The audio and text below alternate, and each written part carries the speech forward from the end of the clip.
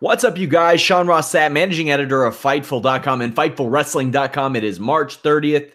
It is time for the Fightful.com WWE Smackdown Live post-show. Just a heads up, we have interviews up on the site with Hangman Page and Switchblade Jay White. Those will also appear on tomorrow's Listing Your Boy and our midweek show, which I'll give you some more information on at the end of this program. But we do have a Strong Style Evolved post-show podcast Sunday night.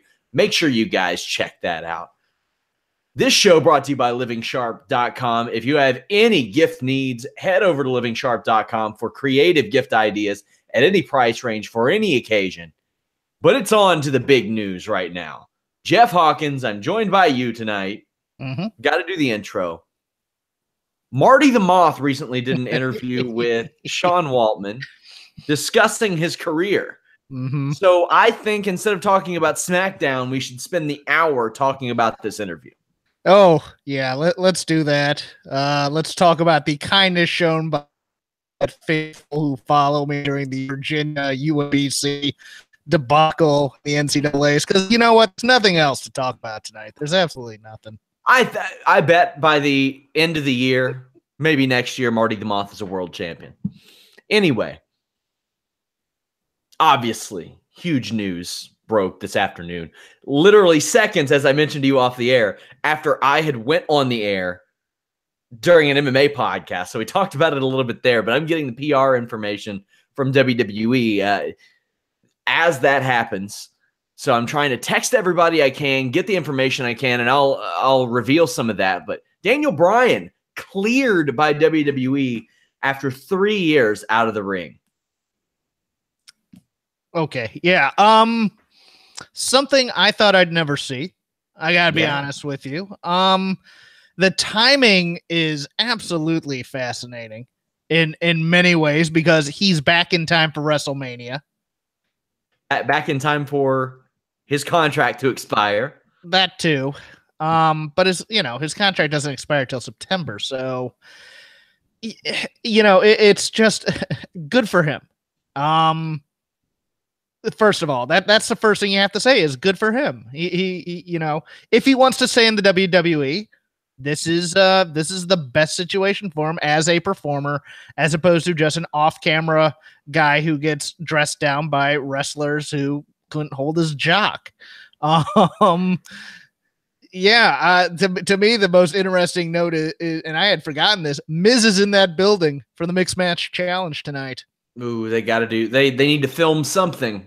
Yeah, well, they need to film something. They should have already filmed it because they just stretchered out Daniel Bryan. But yeah, that's a good point. That's a very good point. The news itself is great. I had always leaned towards, and I am not a conspiracy theorist by any means, but I was always under the impression that just the WWE really didn't have a interest in having that kind of potential back, that potential for injury back. So I thought they'd never clear him, even if every expert in the world cleared him. I thought they were always going to say no. So good for him.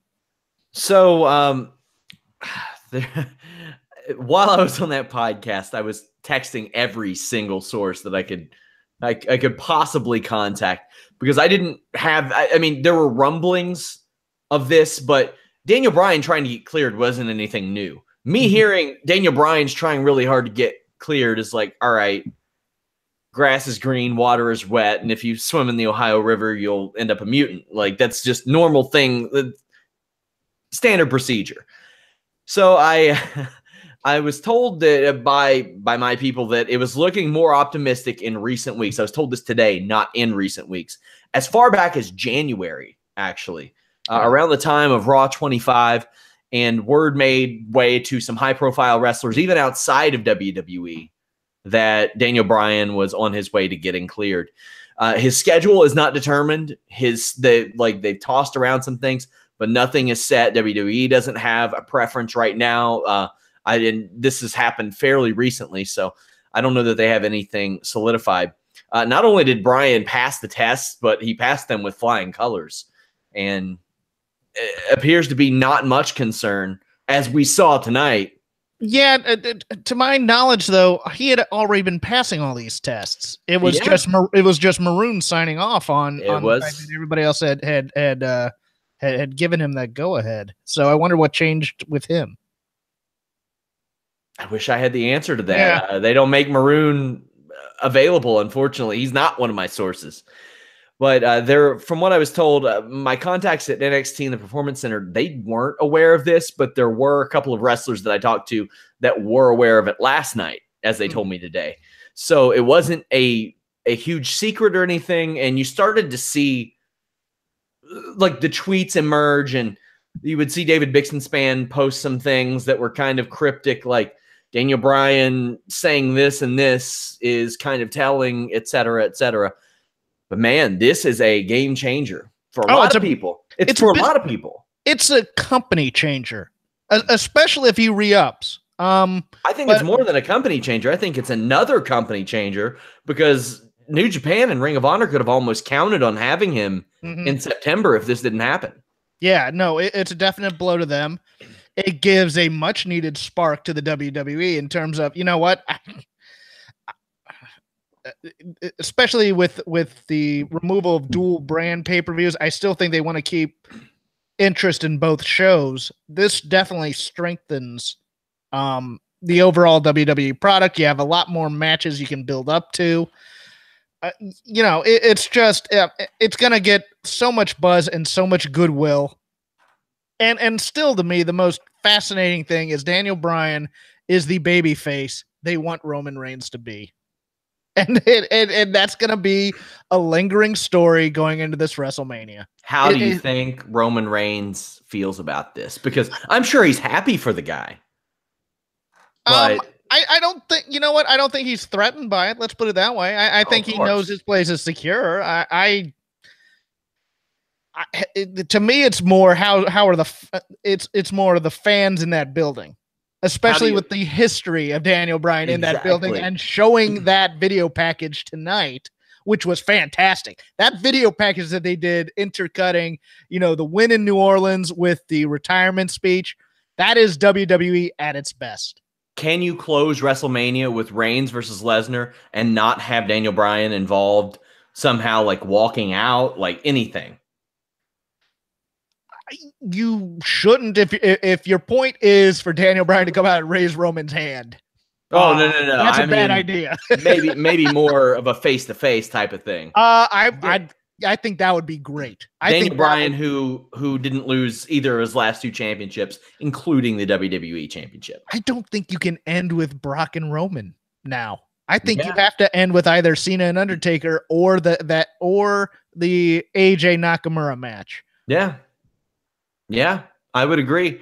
I thought they were going to end with Nakamura AJ anyway. I just thought that was the direction they were going to go. But whereas before it was a question, now you can't. You have to give some cool down time from Daniel Bryan being in that building and returning in the ring, which will probably, if you know what though, they could hold him off.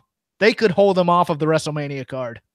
I don't think that makes it worse. I think that makes it worse. Okay. No, I would agree. No, I would.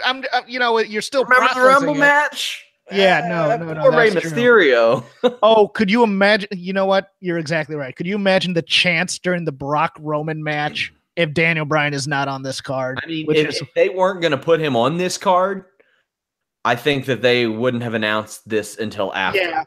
Yeah. No, I think you're exactly right. Daniel Bryan's back, and even matches that he's done a million times are fresh again. It just, man. I'm excited. Can't wait. And I was like, man, he's going to have some rust. Then I saw him throw those goddamn drop kicks tonight. Yeah. I was like, oh boy. I don't think he's worried about it. And I'm more interested to see his style these days. I wouldn't expect to see a diving headbutt. Don't want to. Wouldn't expect to see that flying front drop kick that he did. Don't want to. Do you remember on Total Divas where he had like half sarcastically created a new wrestling style where he didn't bump? Yeah. And it's not going to be that. It's going to be... I know it's not going to be that, but I'm sure that he's going to integrate things like that into his style. I'm sure it'll probably be more mat based. It may be more submission based. Even he might become, more Bret Hart, I would say. Yeah. A more exciting Bret Hart, a more contemporary Bret Hart. Oh, Bret Hart with charisma. Oh, no offense to Bret. I like. Well, come on. I mean, the joke is if you've seen one Bret Hart match, you've seen them all. He's very, very good. I love Bret Hart. Don't get me wrong, but Daniel Bryan doing mat wrestling would up it a notch. Getting a guy back like Daniel Bryan, oh my gosh, that is something. That is something. This ain't my Cincinnati Reds getting Jose Rijo back in 2001. The guy can still go. Mm-hmm. Not to say Rijo couldn't, but it's a main eventer. Right. Top level guy who they had tried to they tried to be like, okay, we know you like him a lot, but we don't want you to like him that much type of thing. We'll see how things have changed over the last several years because he could fit into a lot of different places. Obviously, he kicked off the show to a giant ovation. Says that Shane McMahon is hurt, out, but he wants to talk about something else. Runs down the history of his injuries and how his wife, Brie Bella, encouraged him to fight for his dreams. And a huge thank you, Brie chant broke out. Brie Bella, your number one baby face on the women's side of the company now. The Brie Bella WrestleMania Battle Royal. Let's name it. Let's do it. I'm ready. He got her more over in one promo than WWE has in a decade. This is all I want in a promo is actual emotion behind the words. This is the best promo in WWE since The Miz on Talking Smack cut a promo on Daniel Bryan. Yeah, I post my match ratings, and sometimes I'll rate segments if they're egregiously good or bad or just outstanding or something. This one got a 10 out of 10 for me. There was nothing more real that I could have wanted than this. He was smooth, and when he wasn't, it was because he had choked himself up with emotion, which connected with the audience. When he was fired up, he was fired up. He was firing me up. I was ready. Let's put it this way. Earlier this week, when there were those rumors of, oh man, AJ Styles might have actually gotten injured, he may be off this Mania card. I was like, well, screw this card. I'm going to cancel everything and not go. But now Daniel Bryan's back. Shut up and take my money. No, this is everything you want in a promo. And it's the best in-ring main roster promo since Daniel Bryan's retirement promo. This was just hot fire is what it was. Yeah, it was. Great. It really, really, really was. Bryan gets a little more aggressive and says that if you fight for your dreams will fight for you. He thanks WWE doctors for treating him as a person instead as a wrestler first and foremost. Then thanks Brie. Doesn't know when he's coming back, but looks at the WrestleMania sign. Asks, I thought the WWE medical staff was classy. I did too. I did. Because they've taken a beating over the past few years with everything with the Punk, with everything like, oh, Maroon's not going to clear him. Oh, they're just doing this because, he's a corporate stooge or whatnot. He was very classy in thanking them for the care and showing concern for him. I loved that.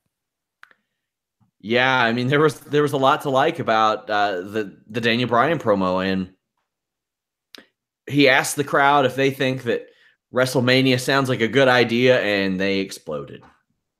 The best use of pointing to the WrestleMania sign that they've ever had in this company, ever. The least contrived, how here it comes. They're going to point to the sign during the promo. That was the most organic it's ever been. Backstage, Bryan is looking for Sami Zayn and Kevin Owens, runs into, I think, Charles Robinson, yeah? Lil Nate. Robinson says he'll keep an eye on him. More on that later. He finds Dolph Ziggler instead. Ziggler welcomes Bryan back and says that he can't wait to beat him. Bryan says, well, you can try. And there we go. I'll take that match. I've taken it before, and it was really awesome. What was it, Over the Edge or whatever in like 2011, 2012, something like. It was real good. I think it was the May 2011 pay-per-view. Oh boy, that was good. Let me ask you something before we move, since we didn't see Dolph the rest of the night. If Daniel Bryan wasn't back, there was supposedly a plan with Shane having a tag team partner. I had thought that maybe it might be Dolph Ziggler, since he had been cutting all these promos about not having a big-time WrestleMania match. But it was always a singles match, so I don't know if that would be it. The rumor that Big Cass was also cleared today came up. Who do you think they had in the, or maybe even Samoa Joe? Who do you think they had in the holster for old Shane's partner if it's not Daniel Bryan? I think that they didn't have anybody in the holster. I think they've known since about January. Okay. I heard that things started to look more optimistic in January, and I think that's when they started to really plan this and to go that direction. And I think that he has been the plan for quite a while, and it's just the way that it worked out. So, I mean, maybe that's just my assumption. I've not been told that, but I've been told that WWE is known for quite a while.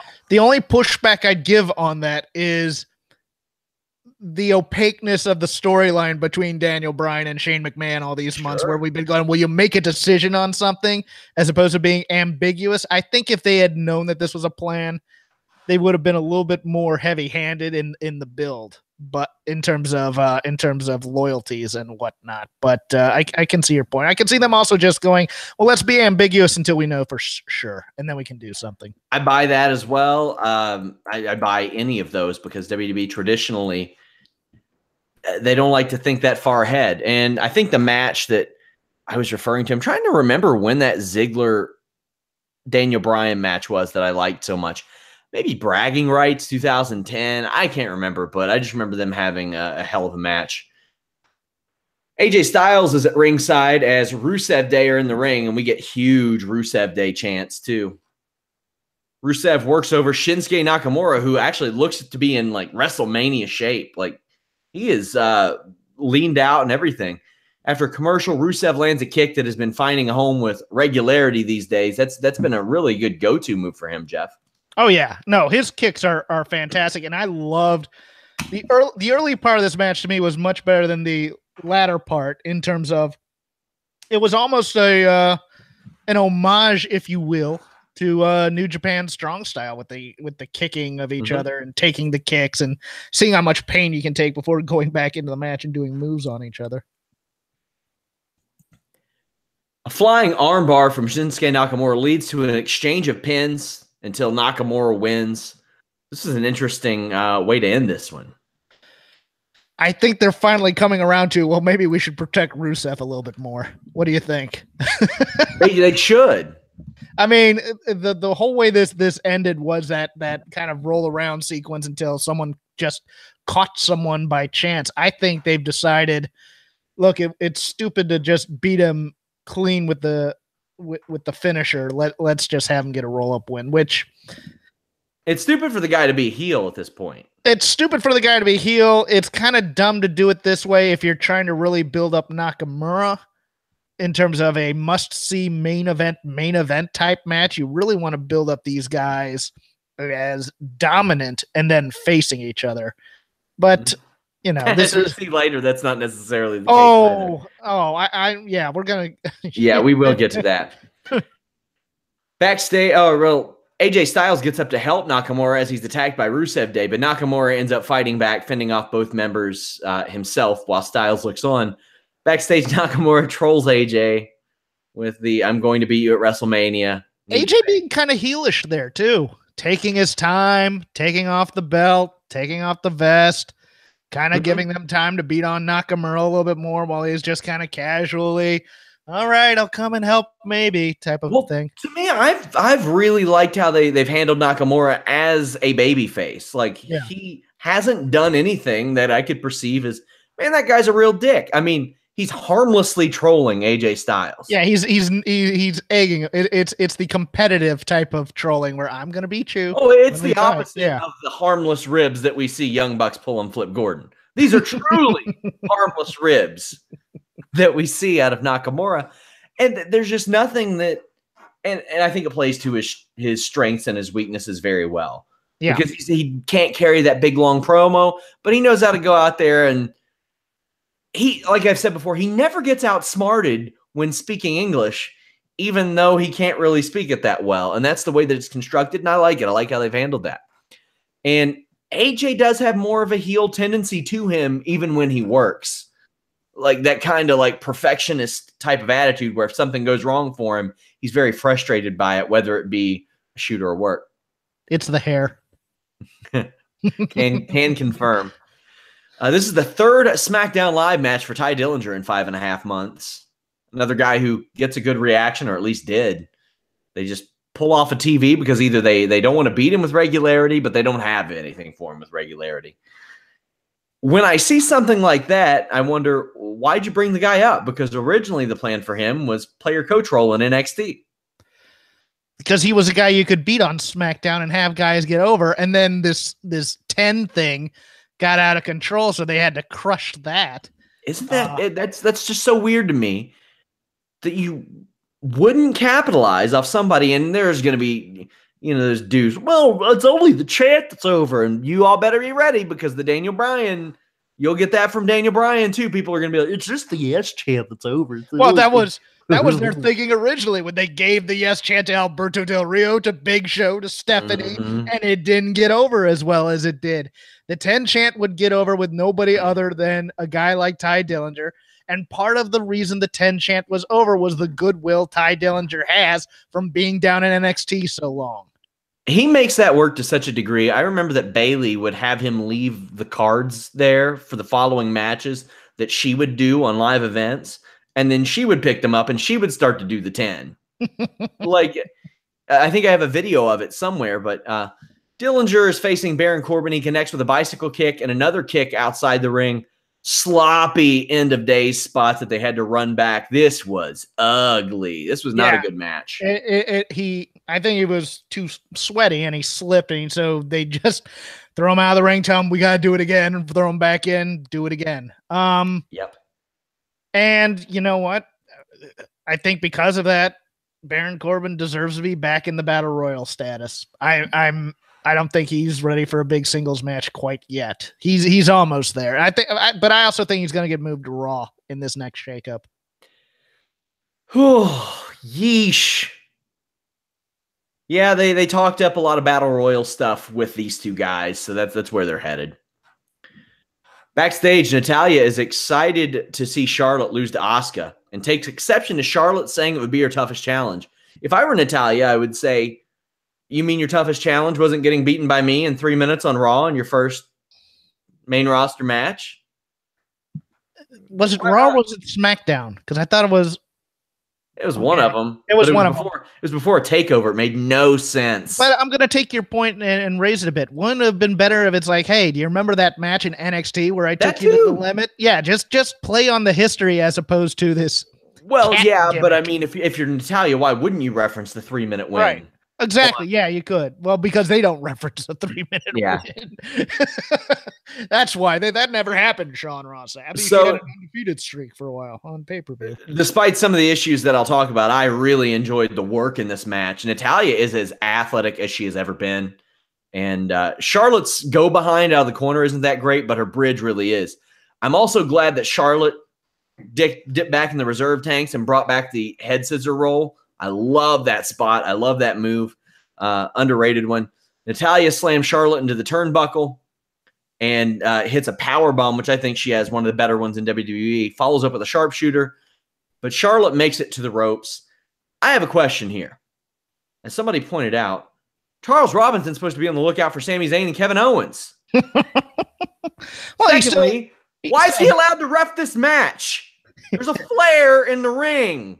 There's some of Ric Flair's hair. There's a definitive conflict of interest here between Little Nate reffing the matches of the Flair family. I loved the first 3 quarters of this match. As did I. That spear outside. Oh boy. This was everything the women's division should have been doing for a long time to get everybody kind of over as legitimate competitors, to tell stories in the ring. Now, the last fourth of this match, on the other hand, duty, as you like to say. And and the head scissors roll, it petered out. It was a great idea, but it was like on that third roll where she's supposed to get the pin. It's like, okay, let me get the leg back over, because it's just like they were so exhausted from doing it. If I were her, I would switch to more of a triangle hold in that regard, which is hilarious because nobody in pro wrestling, it seems like, does a triangle hold right. They do that weird thing where they don't figure four the legs. They like cross the ankles, and it just doesn't work like that. That's a head scissors. Yeah. I think that would work a lot better for Charlotte, although she wouldn't be able to do the knee stomps with it as well, but she didn't do those tonight. Charlotte hits a gross-looking spear outside. It was awesome. And then applies the figure four. Carmella comes out and tries to cash in, but eats a boot. And 2.5 weeks before WrestleMania, Natalya, who's going to be in a goddamn Battle Royal match, pins Charlotte. What are you doing, mate? Road Dogg. The Carmella part, I loved. I got it. It was great. It's so stupid that it's great that they do it. The pin, I just went, wait, what? Are you, I mean, it's one thing if she gets a title shot after this and you're building that, but this was just 50-50 crap right here. What?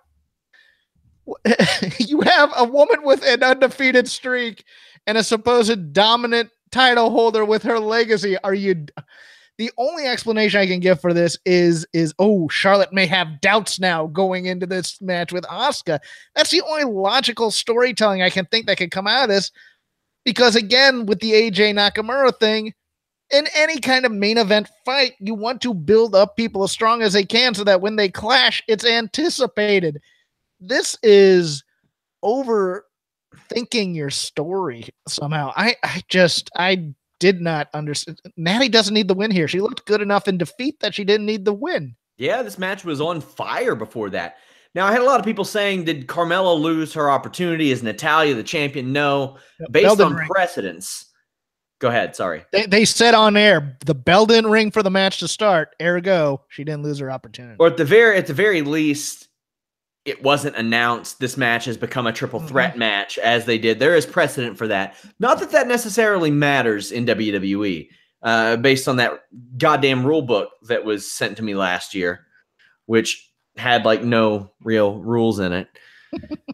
I can't pretend I understand this line of thinking unless maybe they're going towards Natalya right after WrestleMania for a title shot. I don't know, man, but like the writing for Natalya is just traditionally so poor. The writing isn't poor for the Usos because I get the feeling they cut their own promos and write their own promos.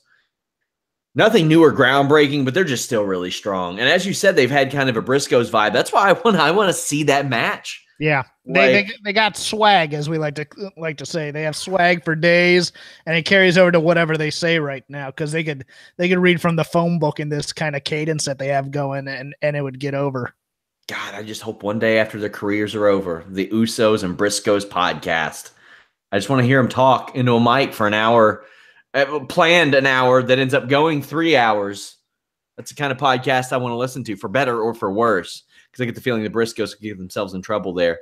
And if there's any, like, which one's married to Naomi, Jimmy or Jay?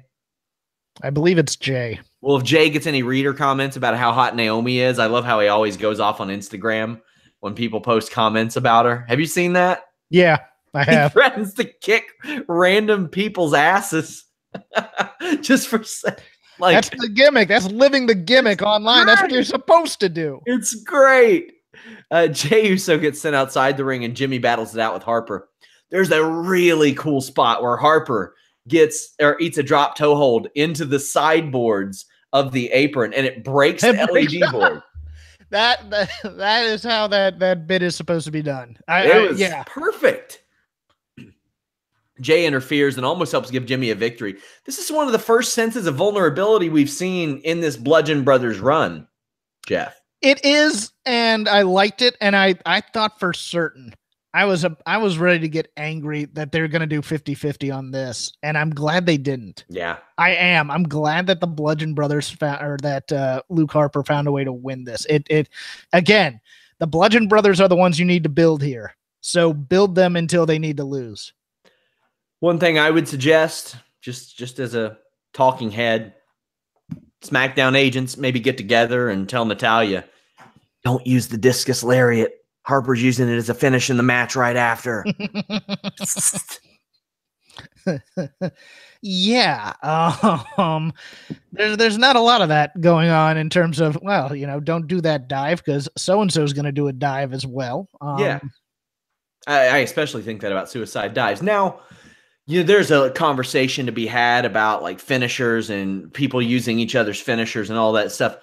I mean, bottom line is Jake Roberts shows up today and hits a DDT on somebody. I know he'd get the pin afterwards. That's just, if it's protected, it's protected. Yeah, it's the difference between doing it 2 matches in a row and doing it in a match in the beginning of the card and doing a match later in the card with the guy whose signature it is. I've always kind of compared it to MMA too. Like a left straight from just anybody isn't necessarily a finisher. A left straight from Conor McGregor usually is. So it was a head kick from Mirko Krokop or a slam from Rampage Jackson. Like who's doing it and how it has been protected or handled prior, I think is more important than whoever uses a super kick, because naturally as you progress, people will adopt that. Like say Anderson Silva, he knocked out Lyoto Machida with a front kick and not a lot of people were using that kick before. After that, all kinds of people were using it, and they weren't knocking each other out with it either. They just used it as a part of their arsenal. It does reflect reality. But was it Vitor or Lyoto that he knocked out with the front kick? No. He knocked out Vitor, but Lyoto also did one. He did a crane kick to that's right. Vitor. Yeah. So I mean, it was adopted in that sense. Mm-hmm. Yeah, straight up used the Karate Kid crane kick. Jinder Mahal is still really, really bad. According to our boy Gisberto Guzzo, he hit the crowd with 5 you peoples. To which I reply, what do you mean, you people?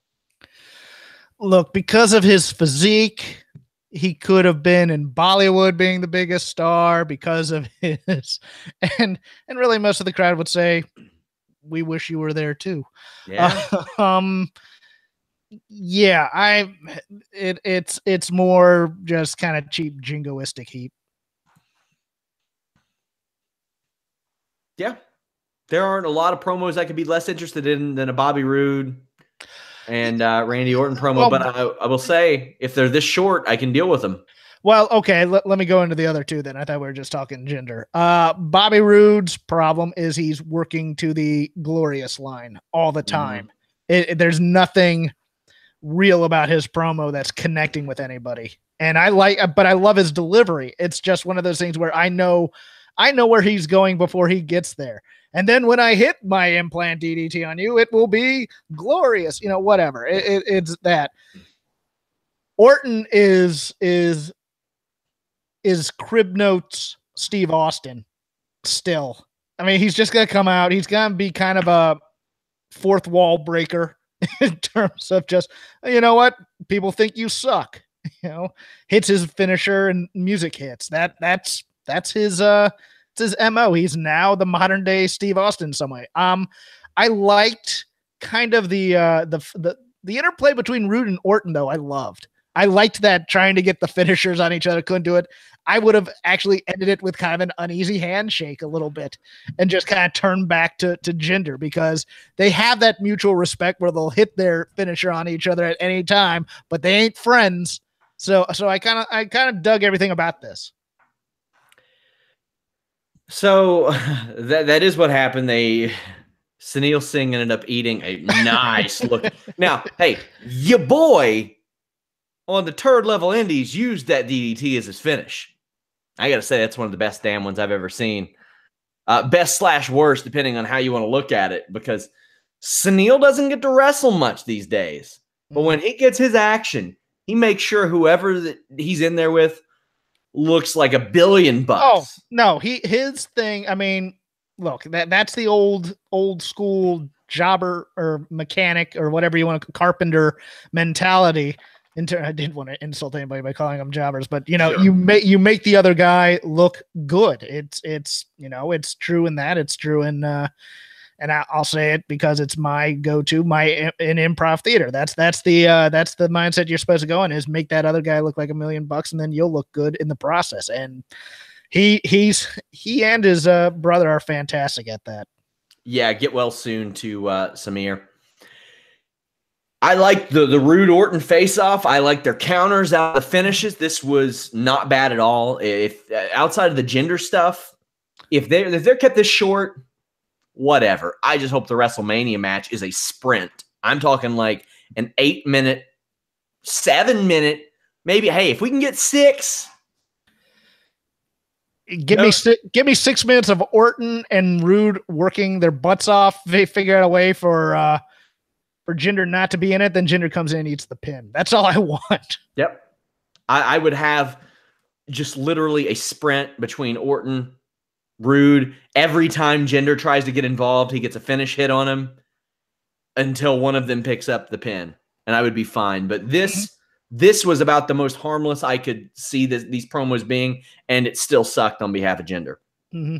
Becky Lynch and Naomi defeated the Riot Squad. Logan cracked Becky with a great-looking knee. Ooh, boy. That was good. And Lynch's counters were on point during this match. Something I brought up last night, actually, I'll bring it up after the match. Naomi hit Liv Morgan with her ass so goddamn hard. Oh, like, if you're going to use that as a finish, then that version of it, okay. Lynch taps out Logan. Last night on Raw, WWE had this amazing video package for Ronda Rousey, and they had a pretty good one for Alexa Bliss and Nia Jax as well. But particularly the Rousey one, I thought was just unbelievable. They should be doing one of these every week or every other week for any given star on the roster. Many people don't even know that Becky Lynch took like 7 years off from wrestling. Yeah. Tell that goddamn story. Tell all the story. I mean, you have footage. I mean, they've used footage from Shimmer before, I believe. You could tell the story of how she was made to be a manager because of her injuries, and she was managing Paige for the longest time too. It's one of those things. She is her story of leaving, doubting herself, and coming back is one of the most fascinating in the WWE. She's the most underutilized talent on either roster on the women's division. Almost everybody has some sort of story. And I had some goon message me and say, "Oh, you want to make them like baby faces out of like Baron Corbin?" No, he got cut from the NFL. Make that the catalyst for why he's such a dickhead. No, you want to see Baron Corbin and how his character developed? Go watch Breaking Ground. Breaking Ground made him the biggest heel, jerk heel that people liked. I mean, Rob went gaga over Baron Corbin. Awesome. And all he was doing was basically being kind of a turned up version of himself. That's how, Tino Sabatelli comes off as a pretentious douche on that show. And it's the perfect character for him. Look, Becky Lynch is great. I thought she deserved a one-on-one at WrestleMania with Charlotte this year for all she's done in this division.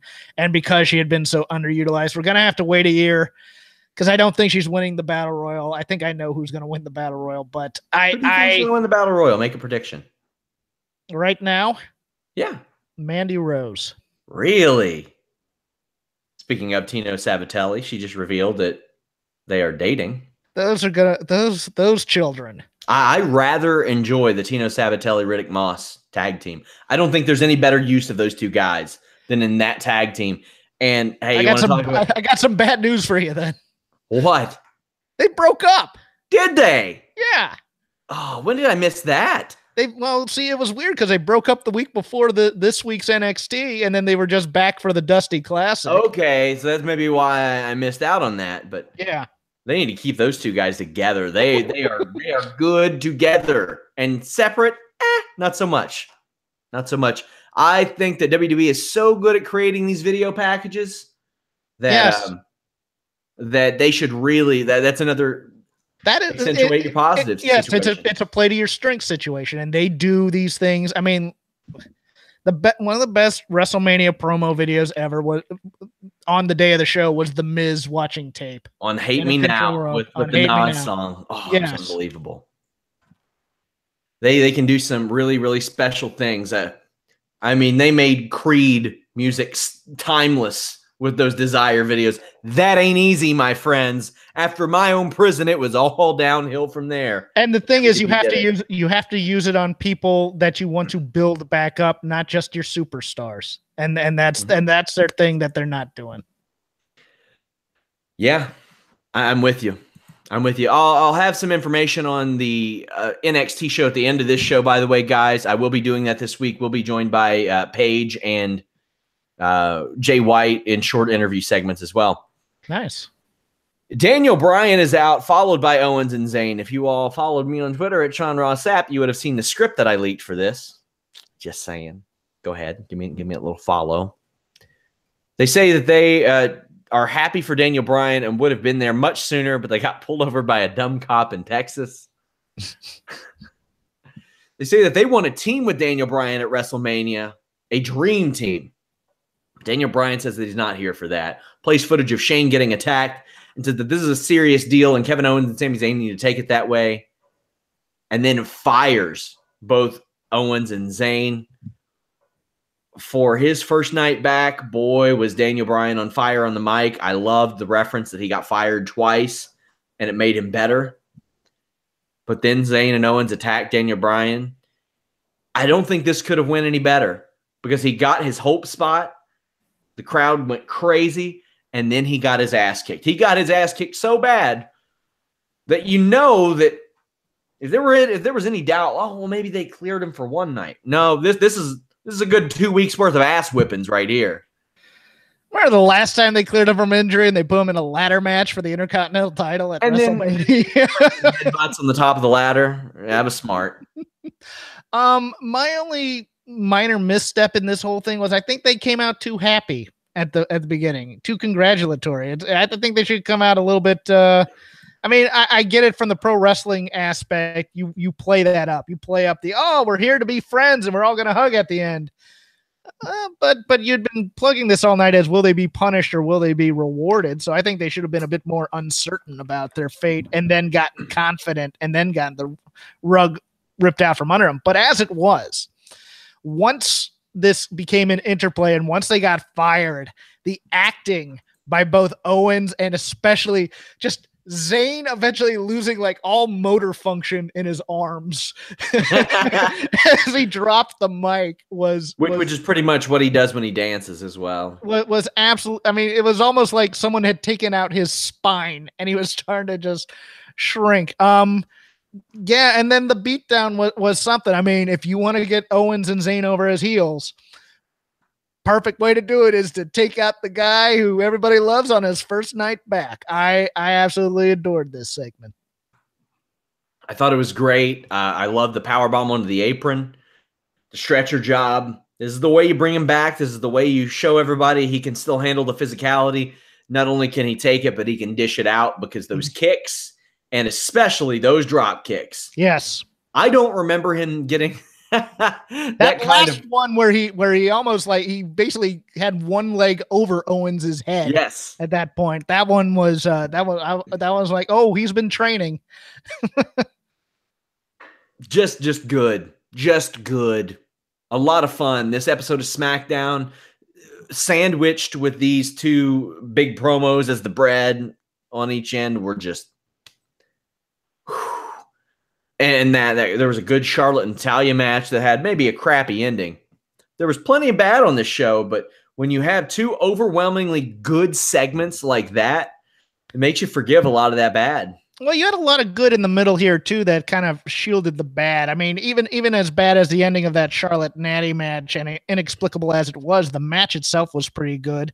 The match with Harper and Uso had some good heat to it before it ended. The only real misstep was that Corbin Dillinger match for the most part. I mean, even the women's tag match had something to it. That was a Raw 2010 match. So that was a 2-minute tag match, and the gender was bad, but I felt that Rude and Orton were fine. Harper and Uso were good.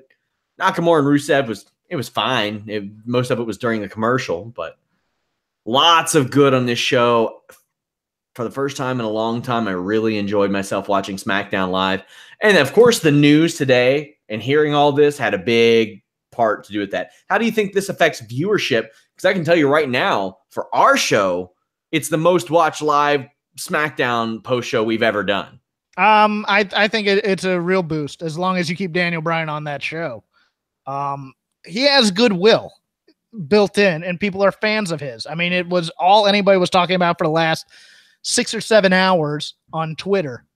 What was Daniel Bryan coming back and matches and things of that nature. I think, you know what? It's funny because he even made mention of SmackDown as the quote unquote B show. It's not the B show if you have Daniel Bryan on it anymore. It's head to head. You put Talking Smack back. Oh boy.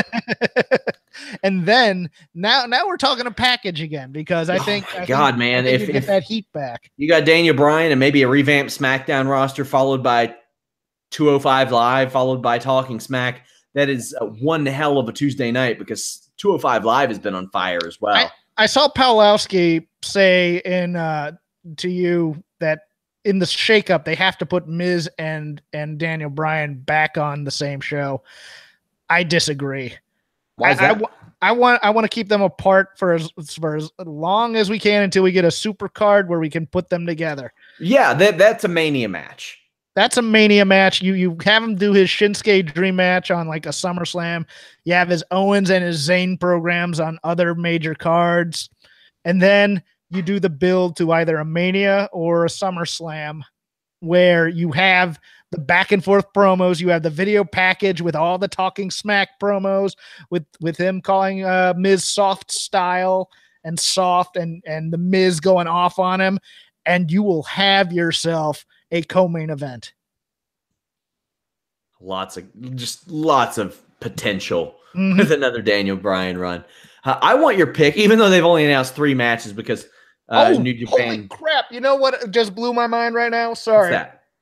We may get another Daniel Bryan Samoa Joe match in the WWE. Oh yeah. Oh yeah. Oh yeah. I'm going back. I'm going to watch those. Me want. I'm going to watch those very soon. Actually, I'm going to do a retro review of one of their matches for the upcoming Fightful premium service. But I'll talk about that in a minute. I want your picks for the 3 matches that they've announced for Strong Style Evolved this weekend. Okay, because I'm going. Golden Lovers, Kenny Omega and Koto Bushi against the Young Bucks.